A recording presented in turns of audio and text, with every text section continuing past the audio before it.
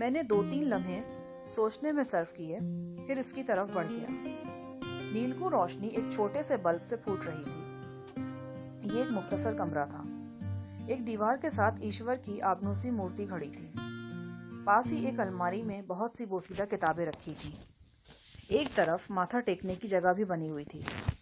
میں دیکھتے ہی جان گیا کہ یہ پوجا پاٹ کا کمرہ ہے۔ ایسی جگہوں پر ننگے پاؤں آیا جاتا ہے، لیکن میں یہ دیکھ کر حیران ہوا کہ لڑکی جوتوں سمیت تھی۔ اسے دیکھ کر میں نے بھی چپل اتارنا ضروری نہیں سمجھا۔ کمرے سے گزر کر ہم ایک طویل راہداری میں آئے۔ راہداری کی دونوں طرف پتھر کی جالیاں تھیں جن میں سے خوشگوار ہوا آ رہی تھی۔ ہم ایک مستطیل کمرے میں پہنچے۔ یہاں پر بہت گداز قالین بچھا ہوا تھا۔ قالین پر ایک نہایت موٹا ہندو سیٹ بے خبر سو رہا تھا۔ ہلکے خراٹوں کی لے پر اس کی توند پھول بچک رہی تھی۔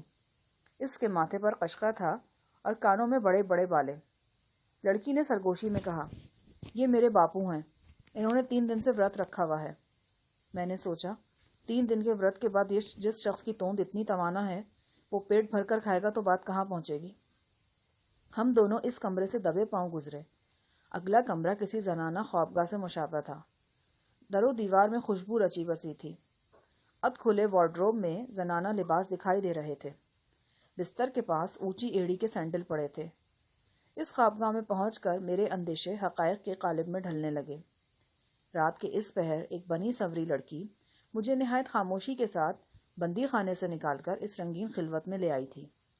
کہانیوں اور ناولوں میں یہ بہت پرانا دستور ہے کہ قیدی حضرات کو حسین و جمیل لڑکیاں اپنا تعاون پیش کرتی ہیں۔ اس سچویشن میں قیدی عموماً نوجوان ہوتا ہے اور لڑکی کا تعلق انہی لوگوں سے ہوتا ہے جنہوں نے نوجوان کو زنجیروں میں قید کر رکھا ہوتا ہے۔ اس واقعے کے بعد اکثر ایک زبردست قسم کا ایڈونچر شروع ہو جاتا ہے جس میں تھوڑا تھوڑا رومانس بھی جھلک دکھاتا رہتا ہے۔ شاید میرے ساتھ بھی یہی ہونے والا تھا۔ اگر نہیں ہونے والا تھا تو یہ فتنہ سامہ غارت گرد دین و ایمان مجھے یہاں کیوں لائی تھی؟ بیٹھ جائیے، اس نے بڑی نرمی سے کہا۔ اس سے پہلے کہ میں اس کی پیشکش قبول یا رد کرتا، اس نے اندر سے دروازے کو مقفل کر دیا۔ مجھے اپنے کانوں میں شیطان کے پروں کی پھڑپڑاہٹ سنائی دینے لگی، لیکن بیٹھنا تو بہرحال تھا۔ میں ایک کرسی پر براجمان ہو گیا۔ لڑکی ایک ادائے بے نیازی سے میرے سامنے بستر پر بیٹھ گئی۔ کیا پئیں گے؟ ٹھنڈا یا گرم؟ کچھ پینے کی طلب نہیں، آپ صرف یہ فرما دیجئے کہ مجھے یہاں کیوں لایا گیا ہے۔ ہائے رام، ایسی بے قراری! کیا دفتر جانا ہے آپ کو؟ دیکھیں، آپ نے برہمچاری کا لفظ تو سنا ہی ہوگا نا؟ میں نے اس کے لچھن دیکھتے ہوئے کہا، بالکل سنا، بلکہ میرے بڑے جیجا جی بھی پچھلے 4-5 برس سے برہمچاری ہیں۔ بس تو یہ سمجھ لے کہ میں بھی آپ کا بڑا جیجا جی ہوں۔ وہ اٹھلائی، بڑے ڈرپوک اور محتاط ہیں آپ، لیکن بے فکر رہیں، میں آپ کے برہمچاری کو زیادہ ٹھیس نہیں پہنچاؤں گی۔ ٹھیک ہے، اب فرمائیے، ان بندے ہاتھوں سے میں آپ کی کیا سیوا کر سکتا ہوں؟ سیوا تو میں آپ سے ضرور کرواؤں گی، لیکن پہلے آپ کو کچھ بتانا چاہتی ہوں۔ کس بارے میں؟ ایک لڑکی کے بارے میں۔ اس کا نام سریتا ہے اور وہ بھی اسی گھر میں میرے ساتھ رہتی ہے۔ جی فرمائیے۔ میرے سامنے بیٹھی چلبلی لڑکی ایک دم اداس ہو گئی۔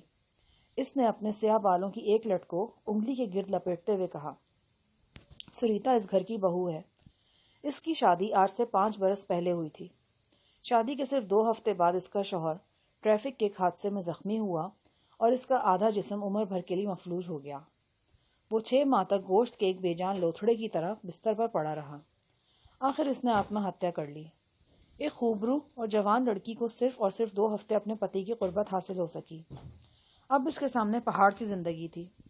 وہ ہندو جاتی سے تھی اور جس سماج میں رہتی تھی وہاں اس کے لیے ممکن نہ تھا کہ دوجا بیاہ کر سکتی۔ دوجا بیاہ تو دور کی بات ہے، اس کا گھر سے نکلنا بھی ممکن نہیں تھا۔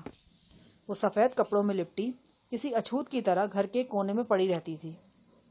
اس کے ساس سسر اور نندے اس پر کڑی نگاہ رکھتے تھے، جیسے وہ ایک خطرناک قیدی ہو اور موقع ملتے ہی دیواریں پھاند کر نکل جائے گی۔ یوں لگتا تھا کہ اس خاندان کی ساری عزت و مریادہ اس ودوا کے چال چلن سے مشروط ہو گئی ہے۔ اگر یہ ودوا بیوگی کے لگے بندے اصولوں پر چلتی رہتی تو ٹھیک، ورنہ یہ خاندان کسی کو منہ دکھانے کے قابل نہیں رہے گا۔ میں نہیں جانتی کہ آپ ہندو ہیں یا مسلمان، سکھ ہیں یا عیسائی، صرف ایک انسان ہونے کے ناطے میں آپ سے سوال پوچھ رہی ہوں۔ مجھے بتائیں کہ یہی دھرم کی شکشا ہے؟ بھگوان نے انسان کے اندر جو مانگیں رکھی ہیں ان مانگوں کو پورا کرنے کا سامان بھی پیدا کیا ہے۔ پیاس کے لیے پانی، آنکھ کے لیے روشنی، کان کے لیے آواز، زبان کے لیے ذائقہ، اسی طرح مرد اور عورت کو بھی ایک دوسرے کے لیے پیدا کیا گیا ہے۔ اگر ان پر ناروا پہرے بٹھا دیے جائیں تو کیا یہ فطرت سے جنگ نہیں ہوگی؟ یقیناً یہ جنگ ہوگی، اور سریتا اسی جنگ کا ایک دردناک انجام ہے۔ وہ ابھی پاگل نہیں ہوئی، لیکن مجھے وشواس ہے کہ ہو جائے گی، یا پھر اسی گھر کی چار دیواری میں گھٹ گھٹ کر اور تڑپ تڑپ کر مر جائے گی۔ وہ دھرم اور سماج کے نام پر آہنی زنجیروں میں جکڑی ہوئی وہ بدنصیب آتما ہے جس پر جتنا بھی ترس کھایا جائے وہ کم ہے۔ میں نے پوچھا، تمہارا سریتا سے کیا تعلق ہے؟ بہت گہرا تعلق ہے۔ ہم دونوں جڑواں بہنیں ہیں، ایک ہی شکل، ایک ہی قد کاٹ، ایک جیسے طور اتوار، کوئی فرق نہیں ہم میں۔ اگر فرق ہے تو صرف یہ کہ میں اپنے من کی بات زبان پر لا سکتی ہوں، اپنے وچاروں کا اظہار کر سکتی ہوں۔ میں سماج کی انگلی نہیں تھامتی، اپنا راستہ میں خود چلتی ہوں اور اس پر سر اٹھا کر چلتی ہوں۔ تمہارا نام کیا ہے؟ میرا نام بھی سریتا ہے نا مزے کی بات؟ 2 بہنوں کا ایک نام؟ میں نے حیرانی سے کہا۔ پھر لڑکی کی آنکھوں میں جھانکا تو اس کا نقطہ نظر میری سمجھ میں آ گیا۔ دراصل وہ گھما پھرا کر بات کر رہی تھی۔ وہ خود ہی سریتا تھی۔ اس نے سریتا کے جتنے مصائب کا تذکرہ کیا تھا وہ سب اس کے اپنے مصائب تھے۔ میں نے پوچھا، تو تم اس گھر کی بہو ہو؟ جی ہاں۔ وہ مہاشے کون ہیں جو بڑے کمرے میں سو رہے ہیں؟ میرے سسر ہیں، میں انہیں باپو کہتی ہوں۔ ان کا شبھ نام رام داس ہے۔ تمہارے شوہر کا نام کیا تھا؟ پرکاش مہتا۔ اس نے کہا اور اس کی آنکھیں کسی گہرے دکھ سے دھندلا گئیں، لیکن ایسا صرف چند لمحوں کے لیے ہوا۔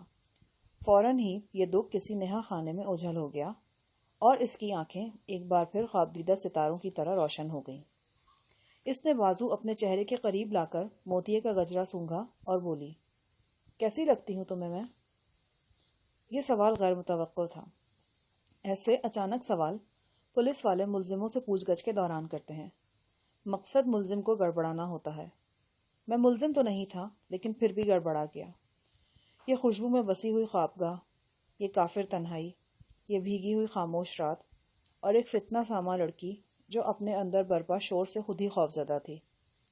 بڑے برے شگن تھے یہ سارے۔ میں نے اس کے سوال کا جواب دیتے ہوئے کہا، تم سندر ہو۔ ہائے رام، اتنا مختصر جواب! اس سے تو بہتر تھا آپ چپ ہی رہتے، کم از کم میری خوش فہمی تو برقرار رہتی۔ مختصر بات کا اپنا ایک حسن ہوتا ہے، میں نے کہا۔ طویل بات کا بھی تو اپنا ایک حسن ہوتا ہے۔ میری سنگھار میں اس کا آئینہ مجھ سے بہت لمبی لمبی باتیں کرتا ہے، اور یہ باتیں مجھے اچھی بھی لگتی ہیں۔ میں تمہارے آئینے سے پوری طرح متفق ہوں۔ اس دوسری مختصر بات پر وہ خوش ہو گئی، اور اس خوشی کا دلیرانہ اظہار اس نے یہ کیا کہ کمال بے تکلفی سے بستر پر دراز ہو گئی۔ اس کا دراز ہونا ایک قیامت کا برپا ہونا تھا۔ ساری اس کے جسم پر کہیں بہت مضبوطی سے کسی ہوئی تھی، کہیں ڈھیلی ڈالی تھی، اور کہیں بالکل نہیں تھی۔ وہ عجیب ہیجانی لہجے میں بولی، میں بہت عجیب لڑکی ہوں مسٹر، بلکہ یوں کہنا چاہیے کہ عجیب ہو گئی ہوں۔ تم مجھے دن کے اجالے میں اس خوابگاہ سے باہر دیکھتے تو میرا اور ہی روپ ہوتا۔ سرتاپا سفید سوتی ساڑی میں لپٹی ہوئی، کلائیاں چوڑیوں سے آری، مانگ ویران، اور ایک لمبا سا گھونگھٹ ہر گھڑی میرے چہرے پر جھولتا ہوا۔ اس وقت جو تم میرا روپ دیکھ رہے ہو وہ کسی کے تصور میں بھی نہیں آ سکتا۔ اور ابھی تم نے دیکھا ہی کیا ہے، بہت کچھ دیکھو گے تم ابھی۔ میں ایک نیک چلن پوتر اور ستی ساوتری لڑکی تھی، لیکن میرے ابھاگیہ نے مجھے بد چلن، پاپی اور نہ جانے کیا کیا بنا ڈالا ہے۔ یہ بات بھی نہیں کہ میں اچھے برے کی تمیز نہیں رکھتی۔ میری باتوں سے تم نے اندازہ لگایا ہوگا، ہر اونچ نیچ سمجھتی ہوں میں۔ اس کے باوجود وہ سب کچھ کرتی ہوں جو مجھے نہیں کرنا چاہیے۔ اس بے رحم سماج کے گھیرے میں، ان اونچی دیواروں کے اندر مجھے جب بھی موقع ملتا ہے میں اس موقع سے فائدہ اٹھا لیتی ہوں۔ اگر کھلے الفاظ میں سننا پسند کرتے ہو تو کہوں گی کہ تم اس ودوا کی ویران خوابگاہ کو رونق بخشنے والے پہلے مرد نہیں ہو۔ تم سے پہلے بھی چند خوبرو مرد مہمان خانے کی بے رونق تاریکی سے نکل کر اس خوابگاہ میں داخل ہو چکے ہیں۔ میں ان انکشافات پر اور انکشافات کرنے والی کے بے باک لب و لہجے پر ششدر تھا۔ وہ بڑے نازک معاملات پر بڑی بے تکلفی سے بول رہی تھی۔ کیا دیکھ رہے ہو اس طرح؟ میں پاگل نہیں اور نہ ہی نشے میں ہوں۔ جو کچھ کہہ رہی ہوں پورے ہوش و حواس میں کہہ رہی ہوں. اگر مجھ میں کچھ انوکھا پن ہے تو وہ میرا اپنا نہیں، ان حالات کا دیا ہوا ہے جن سے میں گزر رہی ہوں. خیر چھوڑو ان باتوں کو. ہم فراغت کی یہ خوبصورت گھڑیاں ضائع کیوں کریں؟ ایسا کرتے ہیں، اس ملاقات کو یادگار بنانے کے لیے ہم پہلے چلتے ہیں سینما. بڑی شاندار ہندی فلم لگی ہوئی ہے، کٹی پتنگ. راجیش کھنہ اور آشا پاریکھ نے کام کیا ہے اس میں. یہ بھی میرے ہی جیسی ایک ودوا کی کہانی ہے. بڑے دھانسو قسم کے سین ہیں اس میں. فلم کے بعد ہم چلیں گے ہوٹل. میرا خیال ہے چائنیز تو تمہیں بھی پسند ہوگا. اگر نہ بھی ہوا تو انڈین ڈشز بھی مل جاتی ہیں. کھانے سے پہلے رقص کا پروگرام بھی ہوتا ہے. ہائے رام، تمہارے سینے سے لگ کر ناچنے کے تصور نے ابھی سے میرے شریر میں پھریری دوڑا دی ہے. ہاں تو رقص کے بعد کھانا بھی ہوگا. اگر تم ڈرنک کرتے ہو تو 1-2 جام بھی پی لینا، لیکن اس سے زیادہ نہیں، کیونکہ بعد میں تمہیں ڈرائیونگ بھی کرنی ہوگی. ہم نہر کے کنارے آہستگی سے گاڑی چلاتے اور میوزک سنتے ہوئے گھر واپس آئیں گے. اس وقت شب خوابی کا ہلکا پھلکا لباس پہننے اور دھپ سے بستر پر گرنے میں جو لطف آئے گا وہ یادگار ہوگا. لیکن اس سارے پروگرام پر عمل کرنے کے لیے تمہیں میری ہتھکڑی کھولنی ہوگی. اس کی چابی ہے تمہارے پاس؟ نہیں، چابی تو نہیں ہے. پھر یہ سب کیسے ہوگا؟ تم کیا سمجھتے ہو کہ میں سچ مچ تمہیں اس کمرے سے باہر لے جاؤں گی؟ نو مسٹر، ایسا کیوں کر ہو سکتا ہے؟ میں چاہوں بھی تو نہیں ہو سکتا. میں نے تمہیں بتایا ہے نا کہ اس گھر کی دیواریں بہت اونچی ہیں. میں گھر کی دہلیز پر قدم رکھوں تو نگراں نگاہیں چوکس ہو جاتی ہیں. میں مہتا خاندان کی عزت ہوں. مجھے 7 پردوں میں چھپا کر باہر نکالا جاتا ہے، اور جب تک باہر رہتی ہوں میرے ساس سسر کی جان شکنجے میں آئی رہتی ہے. تو وہ فلم، وہ ہوٹل، وہ رقص وغیرہ وہ انتظام اسی کمرے میں ہے. یہ دیکھو، اس الماری میں یہ چھوٹا سا پروجیکٹر پڑا ہوا ہے، اور اس ڈبے میں مکمل فلم ہے. کچن میں ہمارا لنچ بھی تیار پڑا ہے، اور یہ دیکھو، یہ ہے اوون. گرم گرم کھانا میں ابھی تمہارے سامنے سرو کروں گی. میوزک، رقص، گپ شپ، سب کچھ یہیں ہوگا. ٹھیک ہے نا؟ اگر اصل نہیں تو اصل کی جھلک ہی صحیح. ہم سب کچھ اسی کمرے میں کریں گے اور تصور یہ کریں گے کہ فرید کوٹ میں آزادی سے گھوم پھر رہے ہیں. سریتا کی بات سے مجھے پہلی بار یہ علم ہوا کہ میں ابھی تک فرید کوٹ میں ہوں. میں نے اس سے پوچھا کہ یہ فرید کوٹ کا کون سا علاقہ ہے اور میں در حقیقت کس شخص کی تحویل میں ہوں. مجھے اس بارے میں کچھ نہیں پتا. میں صرف اتنا بتا سکتی ہوں کہ یہ گنج نگر ہے اور تم میرے سسر سیٹھ رام داس جی کی کوٹھی میں ہو. جب گورکھ دھندا لڑکی تھی یہ. پہلے لگتا تھا کہ اس کا کوئی پیج ڈھیلا ہے، لیکن اب چاروں خانے فٹ نظر آ رہی تھی. اس نے بستر پر لیٹے لیٹے ایک توبہ شکن انگڑائی لی اور اس کی آنکھوں میں نشے کا دریا بہنے لگا. دل نشیں انداز میں مسکرا کر وہ بولی، تو پھر چلے پہلے سنیما گھر. میں کیا کہہ سکتا ہوں، سسر کا قیدی ہوں اور بہو کے رحم و کرم پر ہوں. وہ اٹھلا کر الماری کی طرف بڑھی اور پروجیکٹر نکال کر اسے ایک میز پر ایڈجسٹ کرنے لگی. اس کام میں وہ خاصی ماہر لگتی تھی. 2-4 منٹ میں اس نے سب کچھ تیار کر لیا. پروجیکٹر آن کرنے کے بعد 0 پاور کا بلب بھی بجھا دیا گیا. سامنے سفید سپاٹ دیوار پر 3 فٹ ضرب 2 فٹ کی شاندار تصویر نمودار ہو چکی تھی. یہ امپورٹڈ پروجیکٹر تھا، بے آواز چلتا تھا اور تصویر بہت واضح تھی. وہ میرے ساتھ لگ کر بیٹھ گئی اور فلم دیکھنے لگی. اس کے گداز بدن سے اٹھنے والی مہک موتیے کی خوشبو سے مل کر ایک جادوئی اثر کی حامل ہو گئی تھی.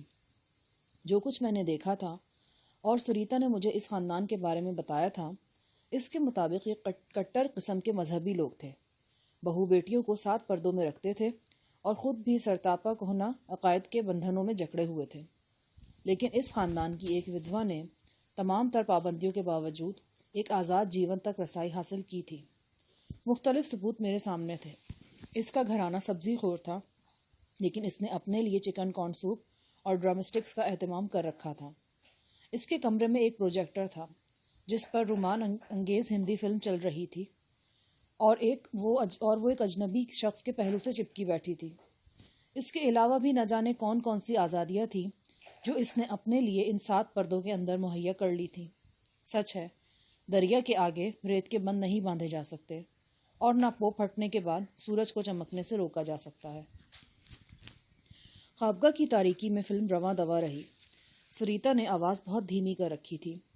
جب کوئی گانا آتا یا بلند آہنگ میں مکالمے بولے جاتے تو وہ آواز کچھ اور دھیمی کر دیتی.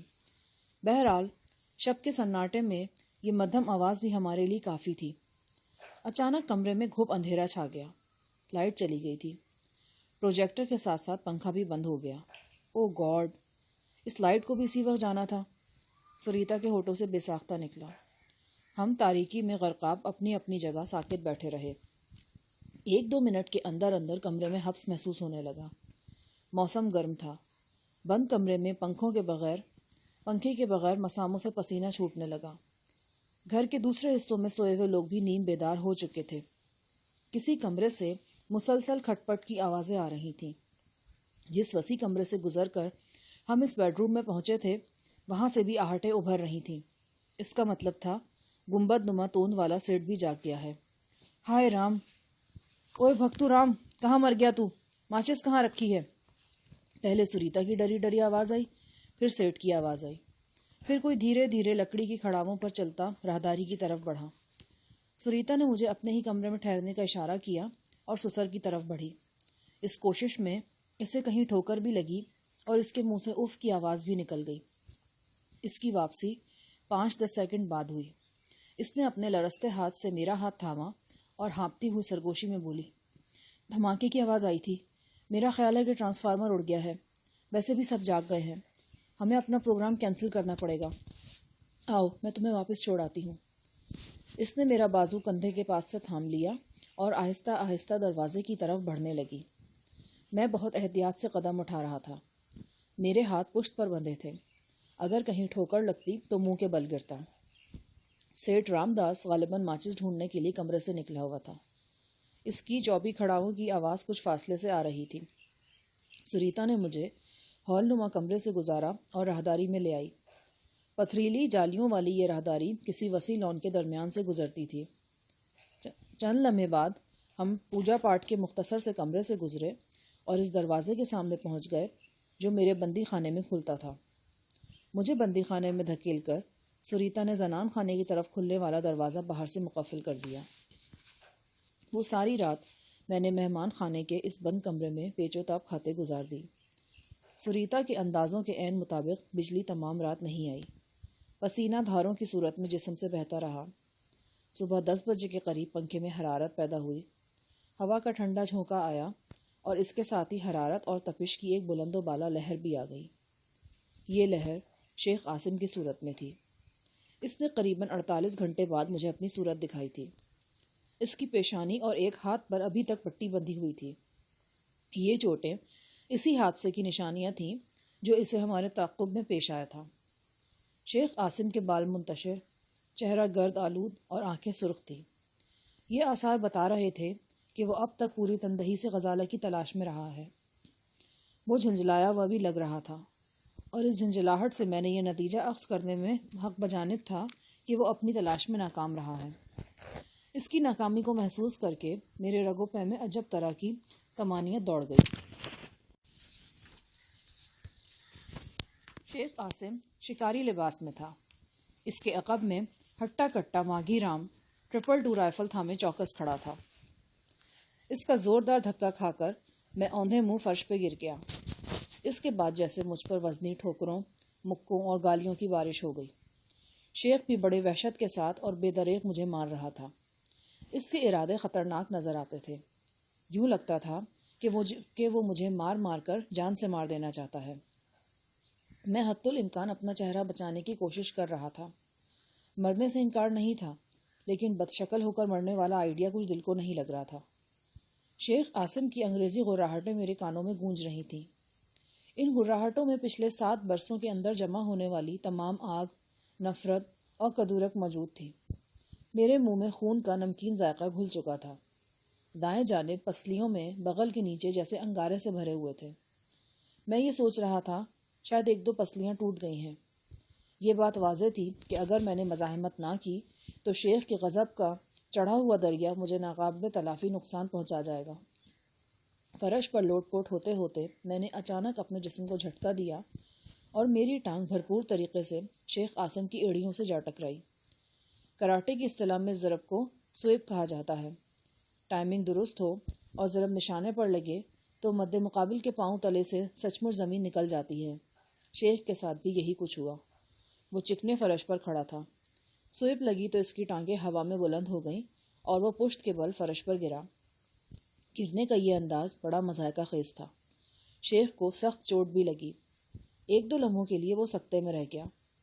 اس سے پہلے کہ وہ کچھ کرتا یا دروازے پر کھڑا ماگھی رام اپنے مسلح ہونے کا حق ادا کرتا، میں تڑپ کر شیخ عاصم کے اوپر گرا۔ میری ٹانگیں اس کی کمر سے لپٹ چکی تھیں۔ ماگھی رام نے رائفل سیدھی کی، مگر وہ فائر کھولتا تو میرے ساتھ شیخ بھی پار ہو جاتا۔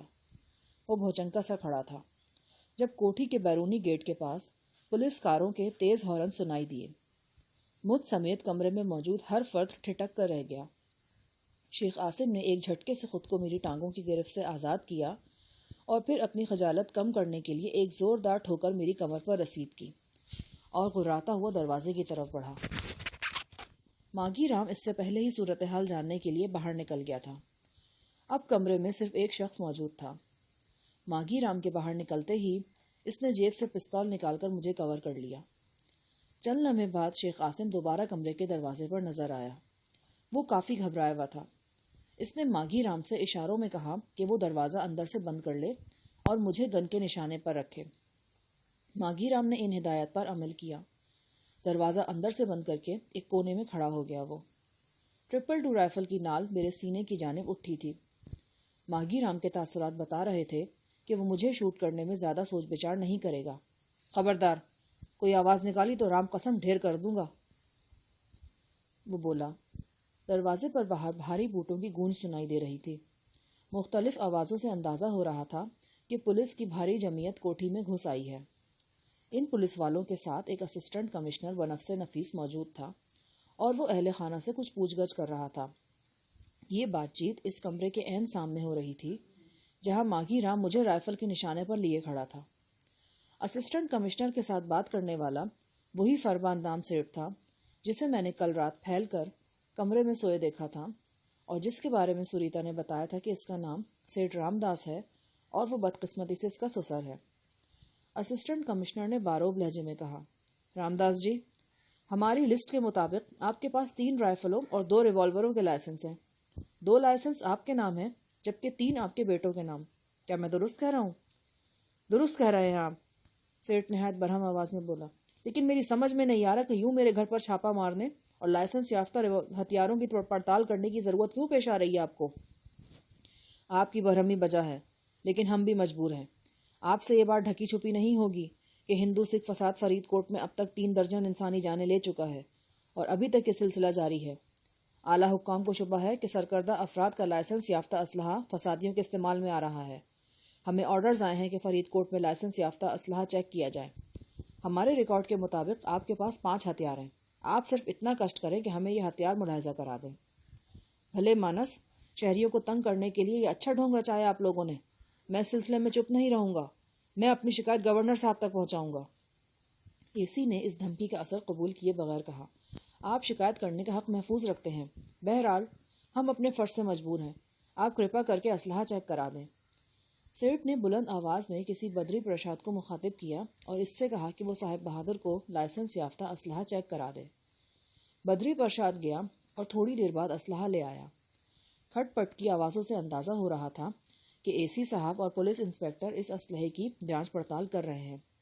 ایک 222 رائفل ان میں نہیں ہے، وہ خراب تھی، مرمت کے لیے گئی ہوئی ہے۔ سیٹھ نے بہانہ تراشا۔ میں جانتا تھا یہ بہانہ ہے کیونکہ رائفل میری آنکھوں کے سامنے ماگھی رام کے ہاتھ میں تھی۔ اگر مرمت کے لیے گئی ہے تو یقیناً آپ کے پاس اس کی رسید ہوگی۔ رسید نہیں ہے تو ورک شاپ کا پتہ بتائیے جہاں مرمت ہو رہی ہے، ہم ابھی پتہ کروائے لیتے ہیں۔ آپ بال کی کھال اتار رہے ہیں۔